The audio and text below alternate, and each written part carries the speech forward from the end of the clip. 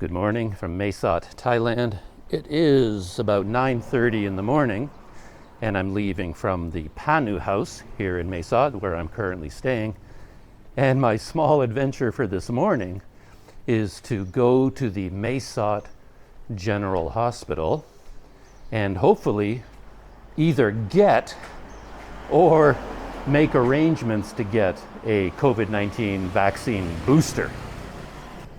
I honestly have no clue what is going to happen, and there's a little bit of a story to tell in connection with this, because I already made the first attempt to get a booster yesterday, and I had I had that experience that everyone in the world has. I mean, if you're trying to do anything even slightly bureaucratic that requires, where am I going? Oh, this way. Some organization and big entities like a major hospital, you don't head out thinking it's all going to happen smoothly. And yesterday it definitely didn't. The situation is that I have 2 doses of Pfizer. I got them 6 months ago, and I wasn't exactly sure what the schedule was for getting a booster here in Thailand. And a booster is becoming more and more of a requirement now, that just having 2 shots of your original vaccine is not enough to be considered fully vaccinated. To be considered fully vaccinated now, they're often looking for 2 shots plus a booster. So there's all these levels now. And I went to the hospital a few weeks ago. There's a big COVID-19 clinic up on the 6th floor. So I went up there, showed them my vaccination booklet and the More Prom app, which we use here in Thailand, to show them all my certificates and when I got the original vaccine. And they told me to come back on or about April 11th, which was yesterday, because that would have been exactly 6 months since I got the original vaccine. So I've been waiting until April 11th to go back, and you know where this story is going. I mean, this is what happens to everyone, right? So I walked to the hospital yesterday, and I was a little bit nervous because these things rarely work out that easily for me. And it becomes even more challenging when you're overseas and you don't speak the local language. You basically cross your fingers and you hope that everything goes smoothly, because if everything goes smoothly, then you don't really need language. You just join the system and you flow through it. Whatever it is you're doing, buying a train ticket, bus ticket, whatever errand you're on, if everything works, language isn't really a problem. But if things go sideways and there's a problem, now you suddenly need to communicate with people. And if you don't speak the local language, things don't generally work out that well. So I was a bit nervous heading to the hospital yesterday, though I had hopes, because at this clinic there were 2 very friendly English-speaking clerks at this clinic, and they were the ones who guided me through the process originally. So I was hoping they were still there. They were the ones who told me to come back on April 11th. So I go to the hospital, get in the elevator. Actually, I noticed at the hospital quite an unusual atmosphere. I wasn't quite accustomed to it, because I've been spending a lot of the last few months in northern Thailand, the Mae Son loop, in places like Pai, Mae Son. And I found the atmosphere up there quite casual, much more casual than down here, for example.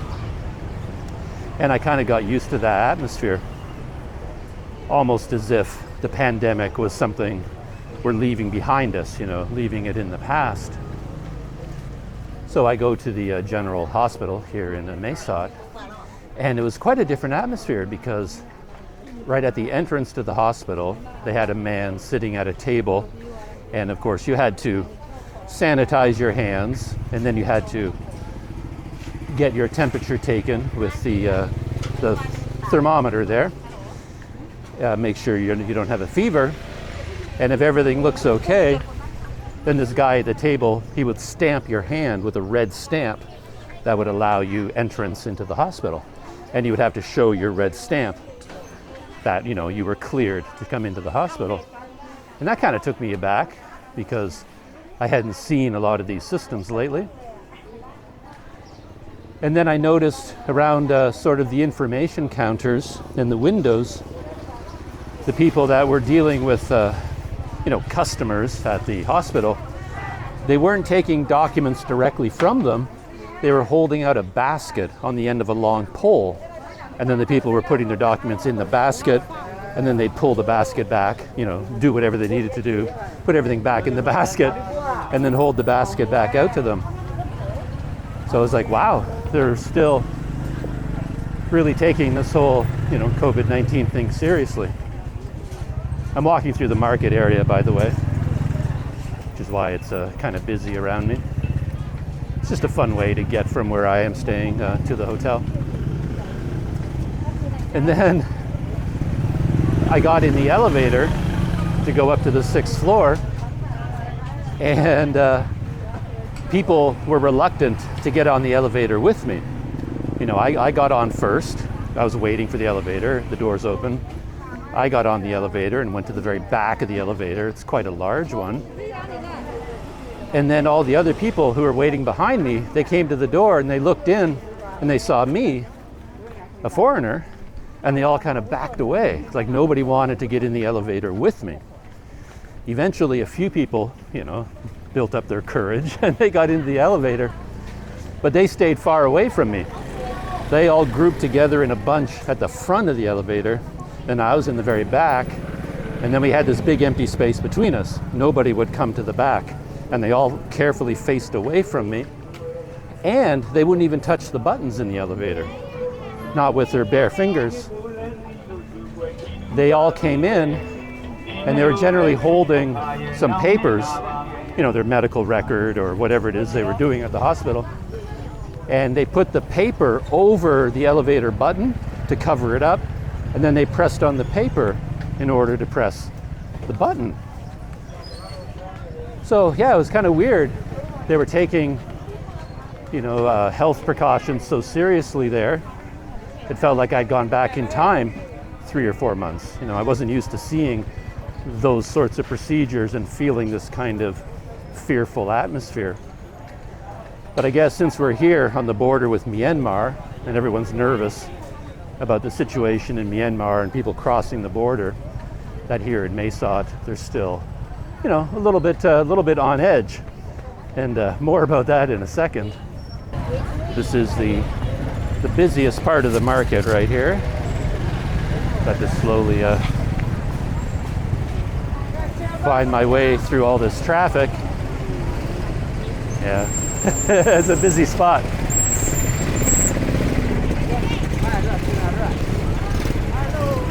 Hello.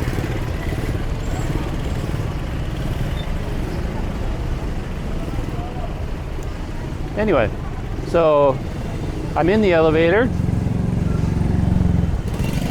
Everyone staying very far away from me and looking very nervous to be around me. And then I made my way up to the 6th floor to go to the COVID vaccine clinic.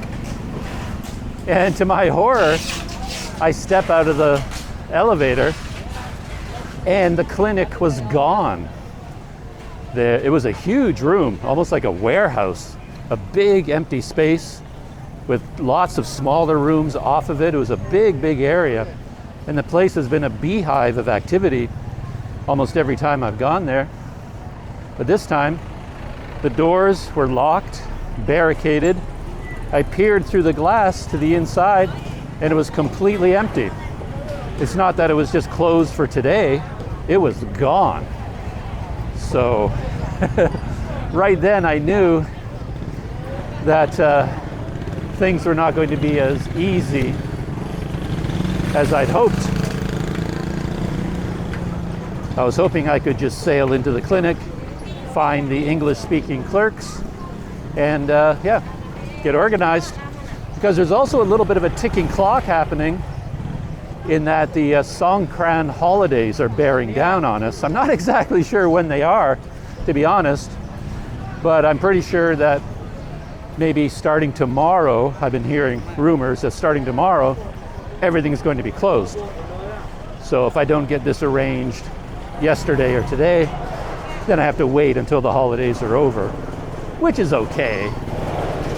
But I thought it would be nice to get it taken care of before the holidays. So now I had to find out what happened to the clinic. I assumed it had just moved to a smaller or better or cheaper location, right? That makes sense. So I went down into the lobby of the hospital, the big open area there, and I went up to a window or two looking for someone who could speak English, trying to find out what was going on. It was pretty difficult, to be honest. I had my vaccination booklet, I had my more prom records. Everybody knows the word booster in English and COVID, and I thought it would be a very simple matter of expressing to people what it is I was there to do, but most people had no clue. They couldn't really follow what I was saying. But eventually people told me, oh, COVID clinic, and they directed me outside the hospital. So I went there, I left the hospital, and sure enough, there was a big banner off there that said COVID-19 clinic, something like that. I don't know how I missed it on my way in, but I didn't see it. So I thought, there it is. That's where I'm supposed to go. That's the new location for the clinic. And this is where the story takes an interesting turn, because the COVID-19 clinic was a big sign above this kind of passageway through a bunch of buildings. So I'm following this passageway deeper and deeper into this set of buildings, and I get to an area that is clearly set up for COVID. I could see, I mean, all the signs were in Thai. There were no English signs, so I couldn't really read anything.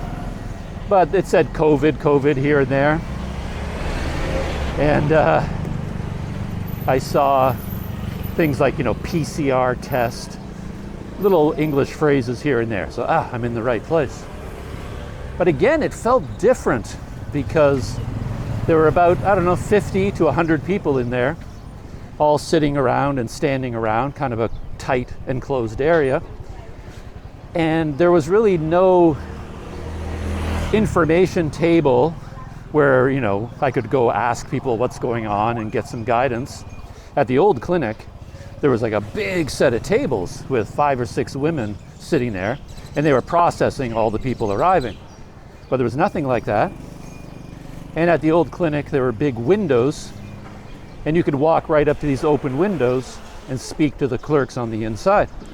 And at this clinic, none of that. There's no tables, no helpers, no processing, no windows that I could approach.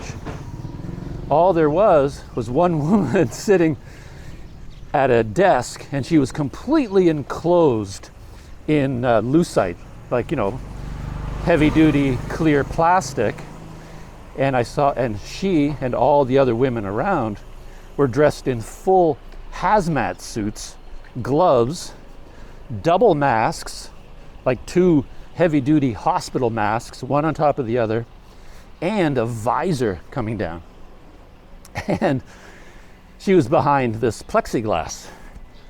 And then way down at the bottom of the window was a tiny little cutout where you had to speak to her.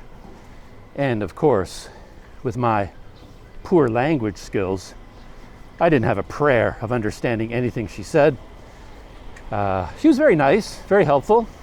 I handed my vaccination booklet and my passport through the little opening, and I'm saying things like booster, Pfizer vaccine, COVID-19 booster, to tell her why I was there.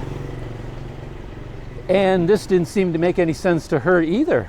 She said something to me I couldn't hear what she said. I leaned down, I put my ear right up to that little window. I'm like closing my eyes, concentrating really hard. She says it again. I still have no idea what she said. So we did that a few times, and eventually she had to give up, and clearly we weren't going to make any progress. And she set my documents aside, and then she waved towards an enclosed office where all the other women in the hazmat suits were sitting. And she indicated, like, just wait a minute, someone from there will come help you. So I waited for a minute or two, and then one of these women came out. She got my passport and my vaccination booklet, and she was looking at them. And she spoke some English. She still had the 2 masks and the visor and the hazmat suit. So her voice was very, very muffled, and I had a very hard time understanding what she was saying. But it was sort of clear from her demeanor that I was in the wrong place, and she was actually kind of freaked out. And as she explained to me, she says, no, this is not for vaccine or for boosters. This was a treatment center for people with COVID. And then she waved her hand around at the 100 people surrounding me, and she said, all these people have COVID. Be very, very careful. All have COVID.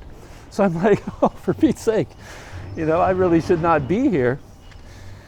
And she said to me, well, what I need to do, she explained, is go into the hospital and go to the information counter that's right at the entrance and just say the word booster to them, and everything should be clear after that.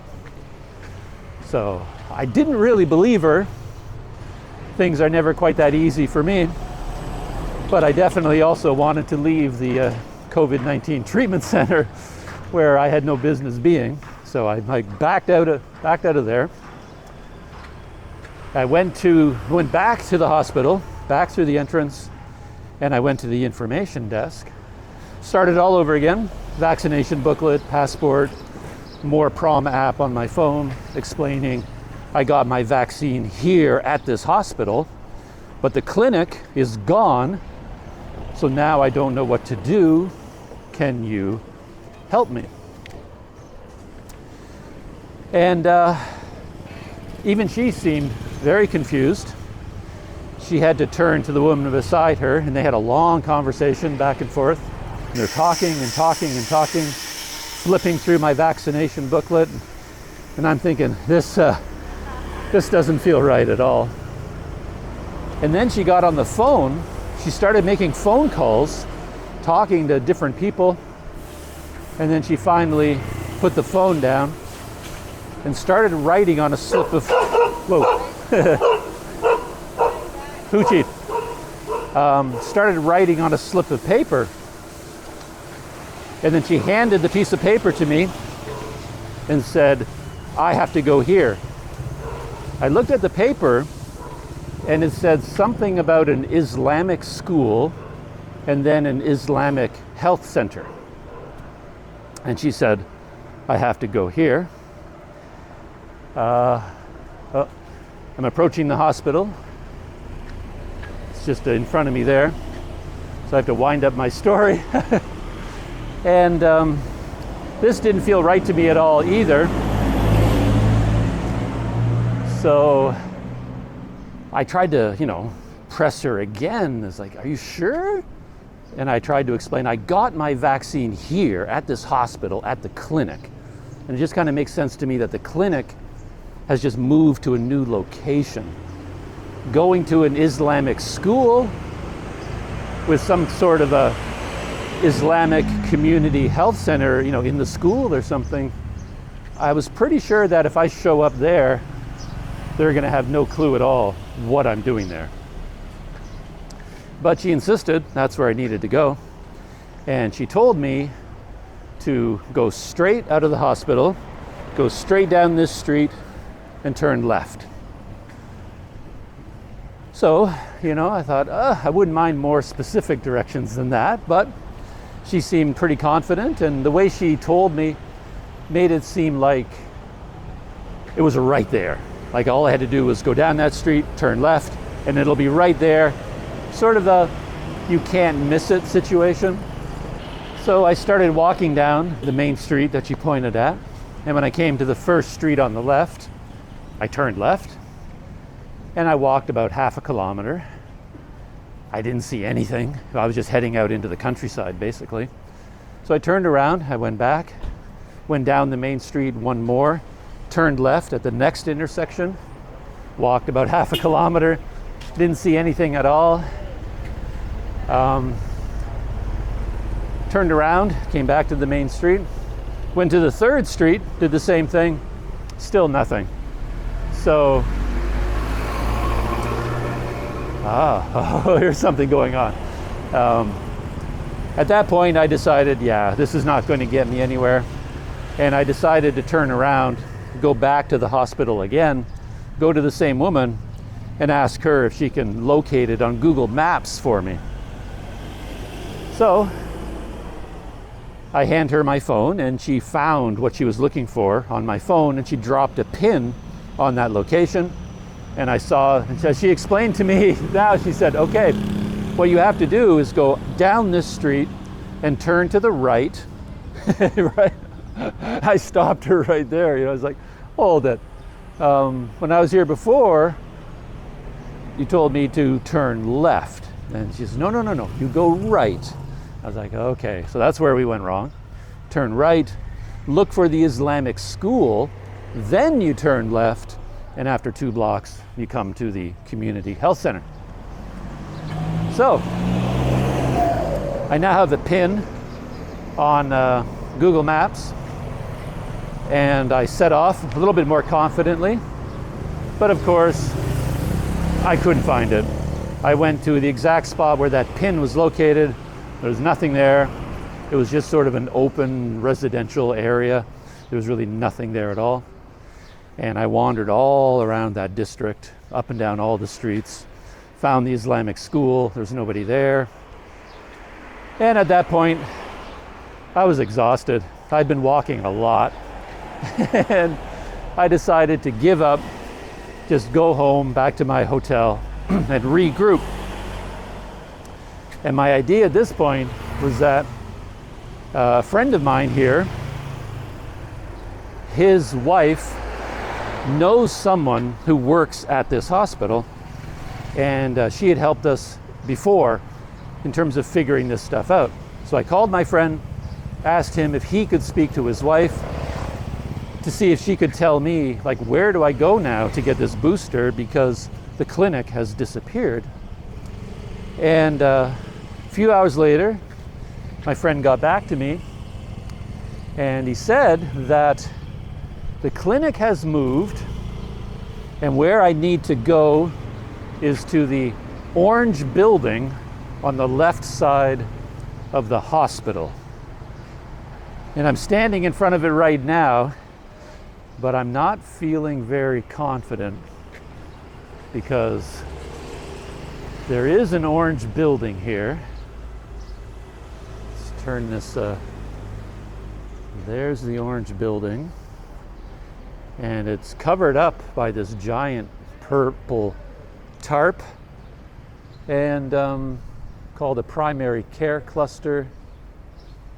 But it looks kind of shut down. But I'm going to go through the main hospital entrance, see if I can work my way around to this area and see if I can go in there. So, long story, that's where we are now. My new instructions are to go over here to this big blue tarp that's covering up the orange building. I've been so intent on telling this story, it's kind of a miracle I haven't been hit by a car or a motorcycle. So, I just noticed there were 2 men sitting at a table there. So, at least someone is there, because it does look completely abandoned from the outside, but there are 2 men sitting at a table. So I'm gonna head in. This is the sign for the hospital, Mae Sot General Hospital.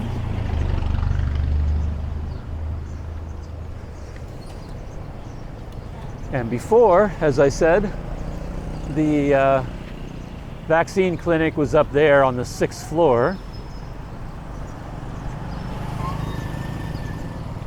And yesterday when I came here and I originally found that the clinic was closed, they told me to go over there. You see that big sign that says a COVID-19 clinic? So that's where you would go.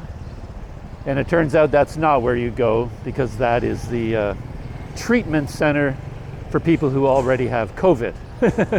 That's what I found out yesterday. And today, next stage in this operation is over there, the purple tarp. And yeah, let's go find out what happens. I probably won't run the camera when I get inside there.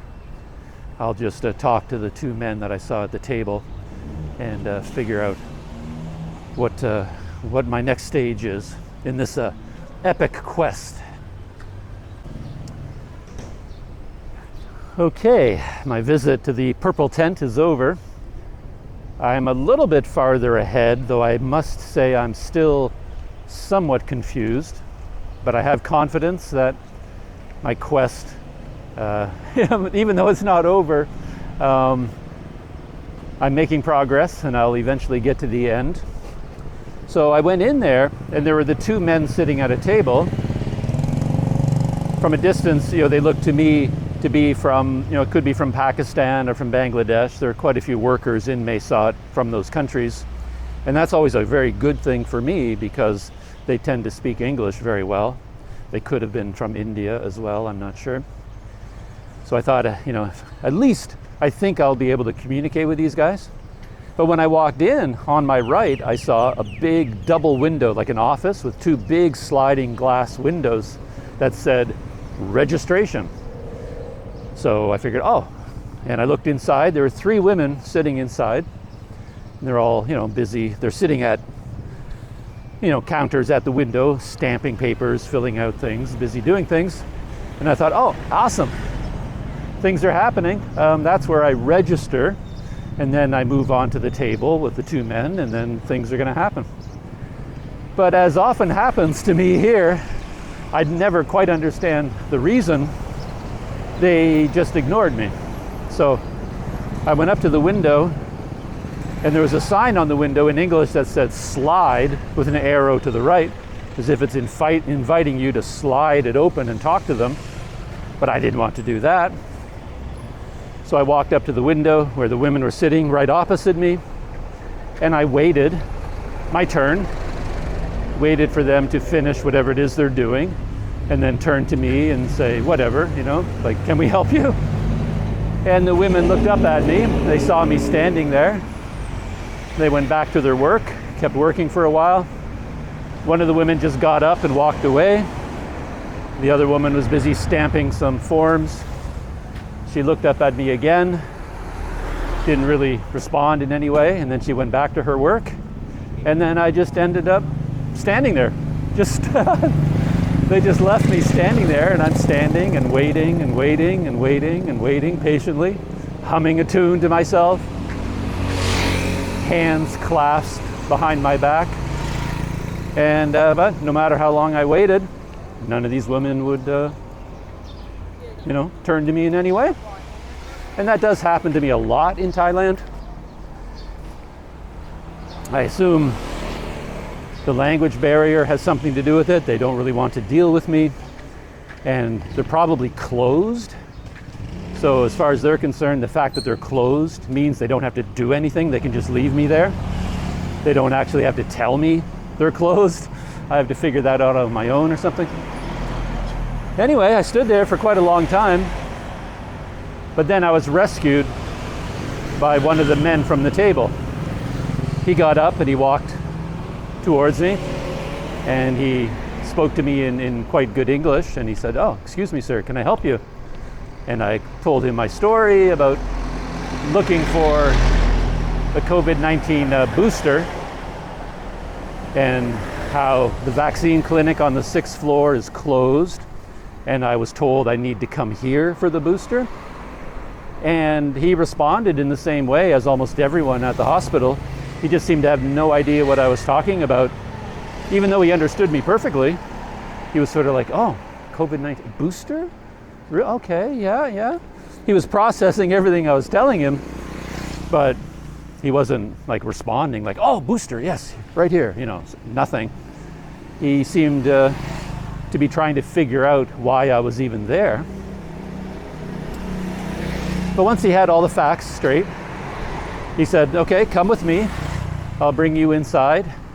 And he said, it's actually closed, but let's go talk to someone. So he brought me inside the building, and we went to an office, and there was a woman there dressed in normal hospital kind of clothing. He spoke to her, and they had a bit of a conversation in Thai. And he turned to me and said, I have to come back in the afternoon on April 19th because they're closed for Songkran. Whoa. I have a very dangerous looking dog ahead of me. He's baring his teeth in a very unfriendly way. So I'll take that message, buddy. Don't worry. I'm going to the other side of the road. Oh, it's a mother dog. Just had puppies. I think that's why she's those were some nasty looking teeth. Ay. She was not subtle with that message she gave me. So that's where I stand now with my quest for a booster. Though I'm still confused because since this man spoke English fluently, I thought this was a good chance to, engage with him and get some more information. What I wanted to figure out was, well, is this really the right place for boosters, for booster shots? Because I was getting the impression that it's not like this was a vaccine clinic where they're providing booster shots and they just happen to be closed now, but if you come back on the 19th, then you can get your booster. No one was saying that. They were just saying, well, we're closed, come back on the 19th. So I wanted to confirm that, well, this is the right place. So I asked him, he says, well, okay, I understand I'll come back on the 19th, but do you actually provide booster shots here? And he said he didn't know. He says, I don't know anything about that. I says, so what are you doing here? I asked him. And he said something about providing physicals to foreigners. Some sort of medical checkup for foreigners. And I think by foreigners, he was talking about, like, not tourists. He was talking about, large populations of migrant workers from Myanmar or Bangladesh or wherever. And that's why he's there, because of his English ability. And he said, well, yesterday, we processed 100 people for medical checkups. I said, okay, but how many booster shots did you provide? And he says, I don't know. I don't know anything about that. So I don't know. All I know is they're closed, and I have to come back on April 19th. And I guess on April 19th in the afternoon, I'll find out if they even provide booster shots. Nobody seemed particularly concerned about it one way or the other. Yeah, I have to say I'm kind of surprised at the whole situation, because when you read articles online in the media, it seems like it's a major topic of conversation in this country and in every country. Everyone's talking about getting booster shots, giant public programs to encourage everyone to get their booster. So I didn't think it would be such a difficult thing to do. I thought there would be big clinics, big lineups of people, a big system in place. But yeah, it's the biggest hospital in Mae Sot, and I haven't been able to find one person there that knows anything about vaccines or booster shots. Now that the clinic closed, I did not get the impression that that was the new location for the clinic. That's not what happened. It's not like the clinic moved from the 6th floor to that purple tent. That purple tent is something medical, but I don't know exactly what.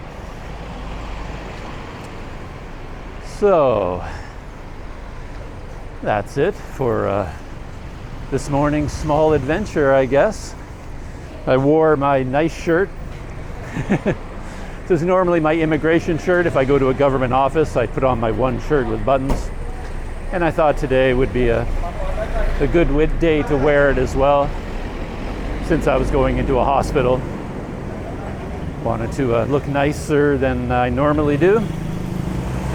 But that also means I'm pretty hot now as I'm walking around, because it's such a hot shirt. So heading back to my hotel. That's it for the booster story for today.